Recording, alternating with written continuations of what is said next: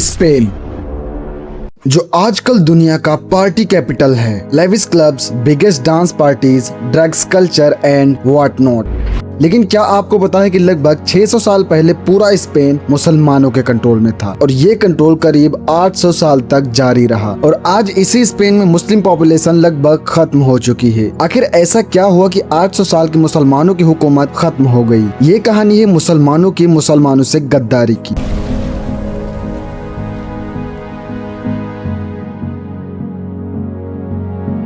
711 AD में मुस्लिम general Tariq इब्न Ziyad Umayyad खलीफा अल Waleed first के आदेश पर नॉर्थ अफ्रीका के शहर सिउटा से अपनी फौज के साथ स्ट्रेट ऑफ जिब्राल्टर क्रॉस करके स्पेन में लैंड करते हैं, जहां इनका सामना किंग रॉड्रिक की बहुत बड़ी फौज से होता है। किंग रॉड्रिक की आर्मी देखकर तारिक बिन जियाद की फौज के हौसले टूट जाते हैं और वे वापस जाने की सोचने लगते हैं। इसी दौरान तारिक बिन जियाद ने एक ऐसी हरकत की जिसकी वजह से आज भी एक कहावत मशहूर है, कश्तियां जला देना। तारिक बिन जियाद अपनी सारी शिप्स में आग लगवा देते हैं और अपनी फौज से कहते हैं, अब तुम्हारे पीछे समुंदर है और आगे दुश्मन, अब भागोगे कहां? अब क्योंकि उनकी सेना के पास कोई दूसरा रास्ता नहीं बचा था, इसलिए वही छोटी सेना अपने से कई गुना बड़ी किंग रॉड्रिक की सेना को हरा देती है। इस जंग के बाद मुसलमान पूरे स्पेन पर अपनी हुकूमत कायम करने में कामयाब हो जाते हैं।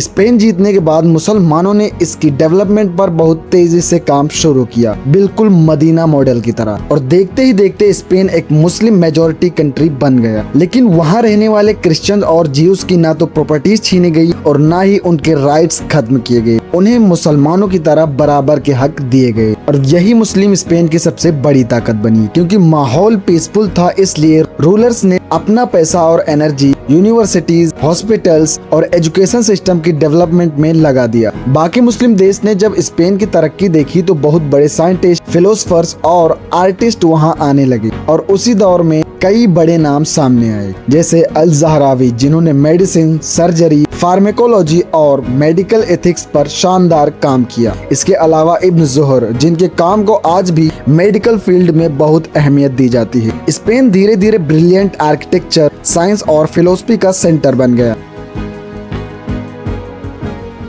अगर आज भी अलहम्ब्रा पैलेस जाएं तो वहां दीवारों पर लिखा है ला गालिब इल्लल्लाह, यानी अल्लाह के सिवा कोई ताकतवर नहीं है। लेकिन यही चीज मुसलमानों के डाउनफॉल की वजह भी बनी। जब तक मुसलमान इस्लाम के प्रिंसिपल पर फोकस करके मदीना जैसा मॉडल बनाने में लगे रहे, तब तक स्पेन तरक्की करता रहा। लेकिन जैसे ही उनका फोकस दुनिया और सत्ता की लड़ाई पर गया, स्पेन उनसे छिनना शुरू हो गया। मुसलमानों की हिस्ट्री बताती है कि जहां भी उनका डाउनफॉल हुआ, वहां अंदरूनी लड़ाई जरूर शामिल थी और स्पेन में भी यही हुआ था। उस समय के रूलर्स अपने थ्रोन्स के लिए आपस में लड़ने लगे और इतना कि वे दुश्मनों से ट्रीटीज करते और उन्हीं के साथ मिलकर दूसरे मुसलमानों पर हमला करते, और देखते ही देखते स्पेन के इलाके मुसलमानों के हाथ से निकलते गए। आखिर में सिर्फ ग्रेनेडा बचा, जो मुस्लिम स्पेन के गिरने के लगभग 50 साल बाद मुसलमानों के हाथ से निकल गया। अगर गौर करें तो आज भी मुसलमानों के हालात कुछ ऐसे ही नजर आते हैं। जब लोग आपस में लड़ते हैं तो दुश्मन मजबूत हो जाता है। क्या मुसलमान फिर से अपना पुराना दौर हासिल कर पाएंगे? कमेंट सेक्शन में जरूर बताएं।